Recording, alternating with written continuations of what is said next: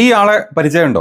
ഈ അവഞ്ചേഴ്സ് മൂവിക്ക് കാണുന്ന മാർവൽ വേൾഡിലെ ഏറ്റവും വലിയ വില്ലനാണ് കേട്ടോ നമ്മുടെ താനോസ് എന്ന് പറയുന്നത്. ആള് വലിയ വില്ലനും കാര്യങ്ങളൊക്കെ ആണെങ്കിലും ഇപ്പം പേടിക്കേണ്ട അവസ്ഥയിലല്ല. ഇപ്പം നമ്മുടെ മഹാരാഷ്ട്രയിൽ ആളുണ്ട്, മതമൊക്കെ മാറിയിട്ടുണ്ട്. നമ്മുടെ ഇന്ത്യയിലെ മഹാരാഷ്ട്ര വോട്ടേഴ്സ് ലിസ്റ്റിൽ വരെ പേര് ചേർത്ത് വോട്ടൊക്കെ ചെയ്ത് ഇന്ത്യയിൽ വളരെ സാധാരണയായിട്ട് ജീവിക്കുന്ന ഒരാളായിട്ട് മാറിയിട്ടുണ്ട്. അതുകൊണ്ട് ഇനി ആരും ഞെട്ടാനും നിൽക്കണ്ട. ഏതാണെങ്കിലും നമുക്ക് താനോസിന്റെ പുതിയ വാർത്തകൾ അവഞ്ചേഴ്സ് വേൾഡൊക്കെ വിട്ടേ മാർവൽ വേൾഡൊക്കെ വിട്ട് ഇങ്ങോട്ട് വരാനുള്ള കാരണം ഒക്കെ നമുക്ക് കാണാം. മഹാരാഷ്ട്ര വോട്ടേഴ്സ് ലിസ്റ്റിലാണ് നമ്മുടെ മാർവൽ വില്ലനായിട്ടുള്ള താനോസ് ഇടം പിടിച്ചിരിക്കുന്ന വാർത്ത പുറത്തു വന്നിരിക്കുന്നത്. കഴിഞ്ഞ ദിവസമായിരുന്നു സംഭവം നടന്നത്. മഹാരാഷ്ട്രയിലെ മാലേഗാവ് മണ്ഡലത്തിലാണ് താനോസ് വോട്ടേഴ്സ് ലിസ്റ്റിൽ ചേർക്കപ്പെട്ടിട്ടുള്ളത് കേട്ടോ. സംഭവം വാർത്താ സമ്മേളനം നടത്തി ആദ്യം പുറത്തുവിട്ടത് അവിടുത്തെ മുൻ MLA ആയിട്ടുള്ള ആസിഫ് ഷെയ്ഖ് റാഷിദ് ആയിരുന്നു. മണ്ഡലത്തിലാകം 42,821 വോട്ട് തട്ടിപ്പ് നടത്തിയിട്ടുണ്ടെന്ന് വാർത്താ സമ്മേളനത്തിൽ ശരി 42,821 വോട്ട് തട്ടിപ്പ് അവിടെ നടത്തിയിട്ടുണ്ട്. മിക്ക വോട്ടർമാർക്കും മണ്ഡലത്തിൽ 2 കൂടുതൽ വോട്ടുകൾ ഉണ്ടെന്നും അദ്ദേഹം വെളിപ്പെടുത്തിയിട്ടുണ്ട്. ഓഹോ, അപ്പം അങ്ങനെ കയറിയതാണോ നമ്മുടെ മാർവൽ താനോസ് ഇതിൽ എന്നുള്ളതാണ് നോക്കുന്നത്. ഏതായാലും ആ വീഡിയോയുടെ ഒരു ക്ലിപ്പും കൂടെ ഉണ്ട്, അതുകൂടെ കണ്ടിട്ട് താനൂസോ ഇനി നമ്മുടെ നാട്ടിലെ മറ്റു ചില വില്ലന്മാരോ ഇനി മിന്നൽ മുരളിയൊക്കെ കയറിയിട്ടുണ്ടോ പടച്ചം പുരാനറിയാം. നോക്കാം. തൃശ്ശൂർ ചിലപ്പോൾ മിന്നൽ മുരളിയും അല്ലെങ്കിൽ കള്ളിയങ്കാട്ട് നീലിയും ഒക്കെ ഉണ്ടാവും നമ്മുടെ വോട്ടേഴ്സ് ലിസ്റ്റിൽ എന്നുള്ള തെളിവാണ് ഈ പറഞ്ഞ കാര്യം. ഏതായാലും വാർത്ത ഒന്ന് കണ്ടു നോക്കുന്നത്. इनवैलिड वोट, इनवैलिड मतलब क्या? ये फोटो यादी आप उठाकर देखेंगे, फोटो वाली यादी, उसमें आप इनका चेहरा पहचान नहीं पाएंगे. वो हीरो का है, हॉलीवुड का. मैं ढूंढ रहा हूँ मालेगांव में हीरो का रहता है. ये देखो, ये मालेगांव विधानसभा के अंदर रहता है बंदा.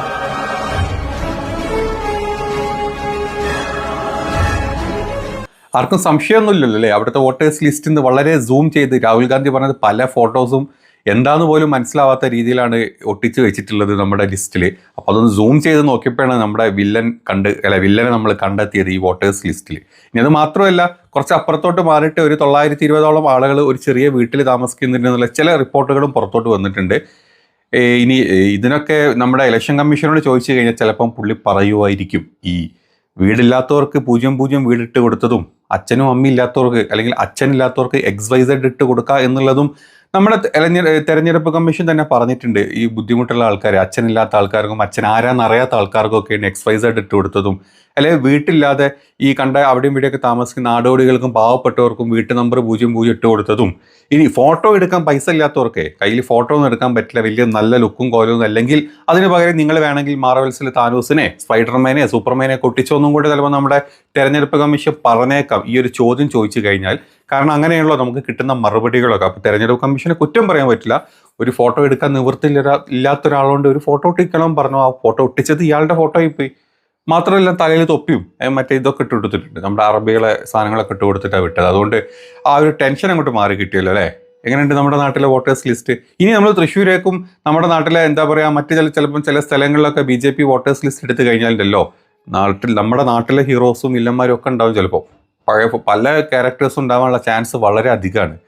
അപ്പോൾ ഇങ്ങനെയൊക്കെയാണ് നമ്മുടെ നാട്ടിൽ നമ്മുടെ വോട്ട് കള്ളന്മാർ വോട്ട് ചേർക്കുന്നത്. ആരും കിട്ടിയില്ലെങ്കിൽ പറഞ്ഞ പോലെ പല സംഭവങ്ങളും ചേർത്ത് വീട്ടു നമ്പറും അച്ഛൻ്റെ പേരും കൂട്ടത്തിൽ ഇമാതിരി ഫോട്ടോസും ഒക്കെ ചേർത്ത് നമ്മളെ നാട്ടിൽ വോട്ട് ഉണ്ടാക്കാൻ ഒരു പഞ്ഞുമില്ല, അല്ലെങ്കിൽ വോട്ട് ഇങ്ങനെ തുരുതുര വോട്ട് കിടക്കുകയാണെന്നുള്ളതാണ്. ഏതായാലും രാഹുൽ ഗാന്ധി നിങ്ങൾ തുറന്നു വിട്ട ഒരു ഭൂതം ഉണ്ടല്ലോ, ആ ഭൂതം കംപ്ലീറ്റ്ലി നമ്മുടെ ഈ വോട്ട് കള്ളന്മാരുടെ തലമണ്ടക്ക് കയറിയിരുന്ന് കൊട്ടിക്കൊണ്ടിരിക്കുകയാണ് ഇപ്പോൾ. ഏതാണെങ്കിലും കുറച്ച് നേരം വൈകിപ്പോയി. ഈ ഒരു കണ്ടുപിടുത്തം ഈ കഴിഞ്ഞ ലോക്സഭ ഇലക്ഷൻ്റെ മുമ്പായിട്ട് എങ്കിലും കണ്ടുപിടിക്കാൻ പറ്റിയിരുന്നെങ്കിൽ, പറ്റൂല, കാരണം നിങ്ങൾക്ക് ഒന്നും തരുന്നില്ലല്ലോ അല്ലേ? നിങ്ങൾക്ക് വോട്ടേഴ്സ് ലിസ്റ്റ് ചോദിച്ചു കഴിഞ്ഞാൽ അത് കറക്റ്റ് തരൂല, കുറേ ചവറ് കടലാസുകൾ എടുത്ത് തപ്പിക്കോളാൻ പറയും. അപ്പം അങ്ങനെയൊക്കെ വരുമ്പം ഉണ്ടാവാം. എന്നാലും അന്ന് നമ്മൾ കണ്ടുപിടിച്ചിരുന്നെങ്കിൽ ഇപ്പം നമ്മുടെ ചൈനയിലിരിക്കുന്ന നമ്മുടെ പ്രധാനമന്ത്രി ചിലപ്പം ഗുജറാത്തിലെ സ്വന്തം വീട്ടിലിരുന്നേനെ എന്ന് വരെ നമ്മൾ ചിന്തിച്ചു പോകുന്നുണ്ട്.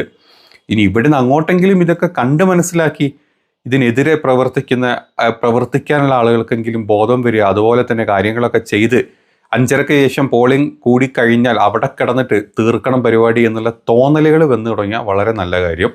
ഇനി ഈ ഇത്രയും വലിയൊരു സംഭവം എന്താ പറയുക, കുംഭകോണം നടത്തിയതൊക്കെ പറഞ്ഞ പോലെ ഇത്രയും വലിയ വോട്ട് കുംഭകോണം നടത്തിയ നമ്മുടെ പാർട്ടിയുള്ള കാലം നമ്മളെ രാജ്യം ഭരിക്കുന്ന അതേ പാർട്ടി ആയതുകൊണ്ടും അതേ പാർട്ടിയുടെ അണ്ടറിലാണ് നമ്മുടെ രാജ്യത്തെ പല പൊതുമേഖല പ്രവർത്തിക്കുന്ന സ്ഥാപനങ്ങളും അതുപോലെ തന്നെ മറ്റ് നമ്മുടെ ഡിപ്പാർട്ട്മെൻറ്റുകളും ഈ പറഞ്ഞ പോലെ NIA-യും ED-യും ഇലക്ഷൻ കമ്മീഷനും ഈവൻ സുപ്രീം കോർട്ട് വരെ ഈ പാർട്ടിയുടെ അണ്ടറിലായതുകൊണ്ട് ഇനി ഇതിനേക്കാൾ വലിയ അട്ടിമറി ഉണ്ടാവാതിരിക്കാനുള്ള ചാൻസ് ഇല്ലായികൊന്നുമില്ല. കാര്യം മനസ്സിലായില്ല. അതായത് ഇതിനേക്കാൾ വലിയ അട്ടിമറി ഉണ്ടാവാനുള്ള ചാൻസാണ് കൂടുതലുള്ളത്. അത് എങ്ങനെയാണ് എവിടെ നിന്ന് ഇവർ തള്ളി തുടങ്ങും എന്നുള്ളത് അറിയില്ല. കഴിഞ്ഞ ദിവസം നമുക്കറിയാം, നമ്മുടെ RSSന്റെ സർസംഘചാല് പറഞ്ഞ ഒരു കാര്യമുണ്ട്. അതായത് അയോധ്യ കഴിഞ്ഞു, ഇനി അടുത്തത് നമ്മൾ മധുരയും കാശും പിടിക്കാൻ പോവാന്ന് പറഞ്ഞു. പണ്ട് അയോധ്യ വിട്ടുകിട്ടിയ സമയത്ത് പറഞ്ഞിരുന്നു, ഒന്ന് ഞങ്ങൾ അങ്ങനെ തിരിച്ചു പിടിച്ചു, ഇനി ഞങ്ങൾക്ക് അതിൻ്റെ പിന്നാലെ പോകാൻ വയ്യ, ഞങ്ങൾ ഇവിടം കൊണ്ട് നിർത്തുന്നു എന്നാണ് പണ്ട് പറഞ്ഞിരുന്നത്. ഇനിയിപ്പോൾ ഇങ്ങനത്തെ ചില പ്രത്യേക സംഭവങ്ങളിലോട്ട് ഫോക്കസ് ചെയ്ത് കഴിഞ്ഞാൽ ഇപ്പുറത്തെ വോട്ട് കളവും മറ്റ് പല കളവും മറച്ചു വെക്കാൻ പറ്റുള്ളൂ. ഇന്ത്യയുടെ സാമ്പത്തിക അവസ്ഥകളൊക്കെ മറച്ചു വെക്കണമെങ്കിൽ ഇനി ഇമ്മാതിരി നമ്മുടെ സ്ഥിരം പരിപാടി മറ്റേ വർഗീയതയും അതുപോലെ തന്നെ അമ്പലവും പള്ളിയൊക്കെ പൊളിക്കാന്നുള്ള പരിപാടി തന്നെ വേണ്ടി വരും എന്നുള്ളൊരു അജണ്ട അവരുടെ മനസ്സിൽ അവർ സെറ്റാക്കി വെച്ചിട്ടുണ്ട്. ഇനി അത് അവരെ എങ്ങനെ പുറത്തോട്ട് എടുത്തിടും എന്നുള്ളത് മാത്രം കണ്ടാൽ മതി. ഇനി ജനങ്ങൾ തിരിച്ചറിഞ്ഞിട്ട് വേണം ബാക്കി കാര്യങ്ങൾ ചെയ്യാൻ. അയോധ്യയിലെ ജനങ്ങൾ തിരിച്ചറിഞ്ഞിട്ടുണ്ടായിരുന്നു. അയോധ്യ നിർമ്മിച്ച് അങ്ങോട്ട് പ്രധാനമന്ത്രി ലോകത്തിനാണ് സമർപ്പിച്ചത്.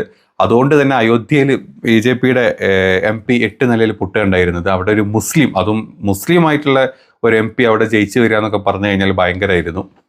അപ്പോൾ അതുപോലെ ഇവന്മാർ ഇനി പല സംഭവങ്ങളും ഉണ്ടാക്കും. പണ്ട് എന്താ പറയുക, ഇത് പൊളിച്ച പോലെ, ബാബരി പൊളിച്ച പോലെ ചിലപ്പം ഇനി കാശി പൊളിക്കാം, അല്ലെങ്കിൽ ഗാൻബാബി മസ്ജിദ് പൊളിക്കാം, അവിടെ അമ്പലം ഉണ്ടാക്കാം. അതൊക്കെ ഉണ്ടാക്കുമ്പോൾ സംയമനത്തോടുകൂടി കാത്തു നിൽക്കുക. അവരെന്തെങ്കിലും ചെയ്തോട്ടെ, അതിൻ്റെ പിന്നാലെ അടി കൂടാനും പിടിക്കാനും പോയിട്ട് കാര്യമില്ല. തിരിച്ച് അവർക്ക് പണി കൊടുക്കേണ്ടത് വോട്ടായിട്ടും അവരെ തോൽപ്പിച്ചിട്ടും ആയിരിക്കണം എന്ന് മാത്രം. അതല്ലാണ്ട് ഇക്കൂട്ടത്തിനെതിരെ സംസാരിച്ചിട്ടോ ആക്കിയിട്ടോ കാര്യമില്ല. കാരണം കംപ്ലീറ്റ് രാജ്യത്തിൻ്റെ വ്യവസ്ഥ പദ്ധതികൾ അവരുടെ കയ്യിലാണ്, അല്ലെങ്കിൽ അവരാണത് നിയന്ത്രിക്കുന്നത്. ഒരു പേഴ്സണൽ ചോയ്സിന് വേണ്ടിയിട്ട്, അല്ലെങ്കിൽ ചില പാർട്ടിയുടെ മതത്തിൻ്റെ ചോയ്സിന് വേണ്ടി മാത്രം പ്രവർത്തിക്കുന്ന ആളുകളാണ് ഇന്ത്യ ഭരിക്കുന്നത്. അപ്പോൾ അത് മനസ്സിലാക്കി കണ്ടറിഞ്ഞിട്ട് വേണം എതിരെ നിൽക്കുന്ന ആൾക്കാർ ഇതുപോലെ വോട്ടിങ്ങിലൂടെയും അവരെ പരാജയപ്പെടുത്തിയിട്ടൊക്കെ തന്നെ വേണം നമ്മൾ മുന്നോട്ടുള്ള കാര്യങ്ങൾ, അത് അങ്ങ് പഞ്ചായത്ത് ഇലക്ഷൻ മുതൽ അങ്ങ് ലോക്സഭാ ഇലക്ഷൻ വരെ അത് ചിന്തിച്ചിട്ട് വേണം പ്രവർത്തിക്കാനേ പറയാൻ പറ്റുള്ളൂ. അപ്പോൾ ഇതുപോലെ പല ആളുകൾ ഇനി വോട്ടേഴ്സ് ലിസ്റ്റിൽ കയറിയ കഥകളും ഇനി കയറ്റാനുള്ള കഥകളൊക്കെ നമ്മൾ കാണേണ്ടി വരും എന്നാണ് എനിക്ക് പറയാനുള്ളത്. ഇനി എതിരഭിപ്രായമുള്ളവർ ഒന്ന് കമൻ്റ് ഇട്ടേക്കും.